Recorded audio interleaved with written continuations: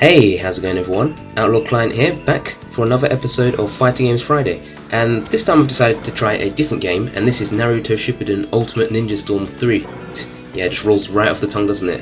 Naruto Ultimate Shippuden Hyper Fighting Force Ultimate Extreme 3. Yeah.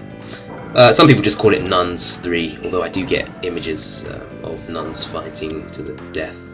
But anyway, started off with a online, well actually no, this isn't online, this is actually an offline match, and these matches really don't go on for that long, to be honest, so I thought I'd just upload my warm-up match. Like I usually say, I just do warm-up matches before I do online mode. So anyway, this time I decided to do the Hokages versus none other than Madara the murderer.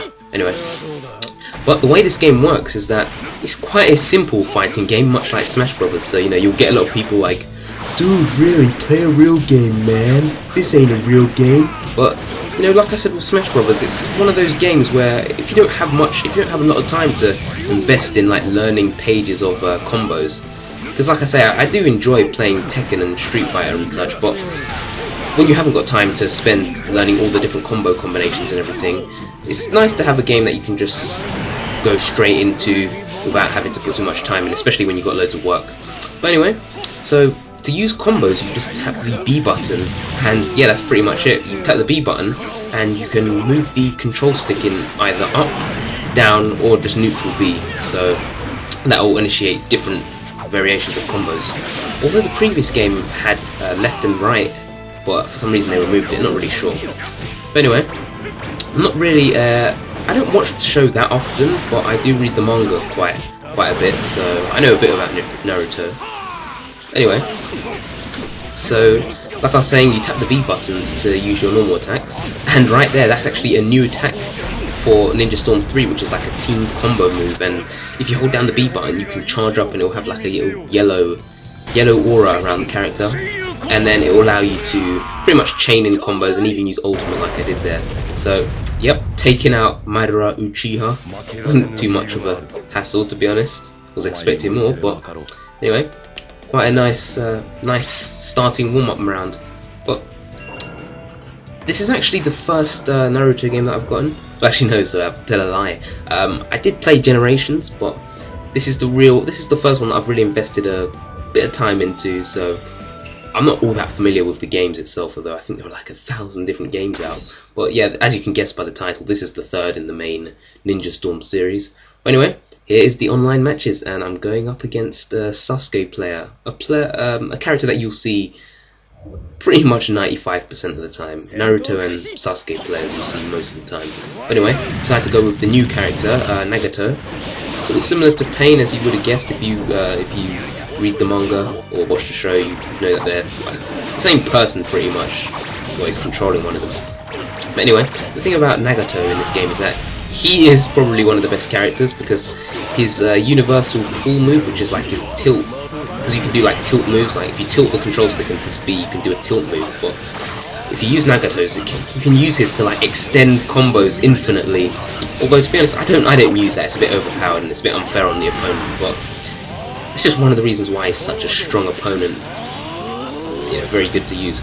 Anyway, here's Sasuke going into his Susanoo, and there we go. Managed to get him with an ultimate straight away, so wasn't too much hassle there. That's the thing, like I read up that in the previous games you couldn't actually hit them with an ultimate, but this is the very first game that you can hit your opponent with an ultimate when they're in their awakened form, which is pretty good, because if you play the previous games and you see some people can just do crazy comebacks with their awakened form. So yeah, it's a nice little feature that they added in, and I think it caught that guy off guard, because I don't think he would have succumbed to that so easily, especially because Nagato's one is really slow and quite easy to avoid, to be honest. Anyway, going straight on to the next match. I think I played him again, I'm not 100% sure, but it wasn't too bad. As I was saying, I managed to catch him off guard with that awakening move.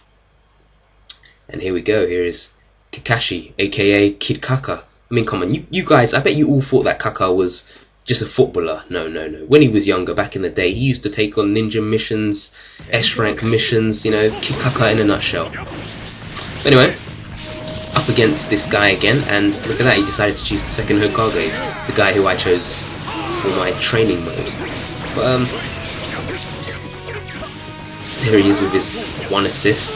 I don't know, I think he's trying to stay true to the brotherly Hokages. But anyway, I decided to go with my team as well, the selected assists. And to be honest, I stopped playing this game for quite a while because the assists, it was funny because there was a glitch where you couldn't use all of the assist modes, because you've got attack mode for the assist, which will cause them to attack and pretty much use that hit back there like you saw first Hokage do.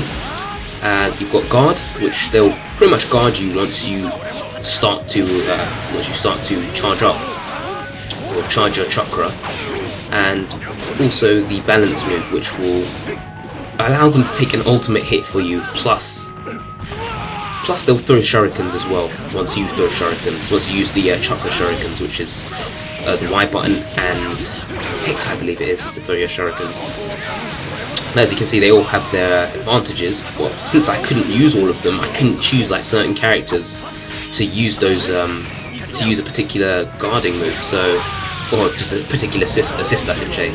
But yeah, that was a bit annoying, so I stopped playing this for a while. Anyway, as I was saying with the awakening mode before, you can activate awakening mode once your health drops down to a certain point, and you'll see at the chakra bar, which is the blue bar underneath the health, it will have like a little orb at the side, and if it's directly connected to the chakra bar, then it will allow you to go into awakening mode once you keep holding up the charge up button. However, if the orb isn't attached to the chakra bar, then it means that you can like do an instant awakening, which is also a new feature to this game, which can be activated by moving the right thumbstick in any direction and you'll transform. But anyway, look at this match here, getting really close.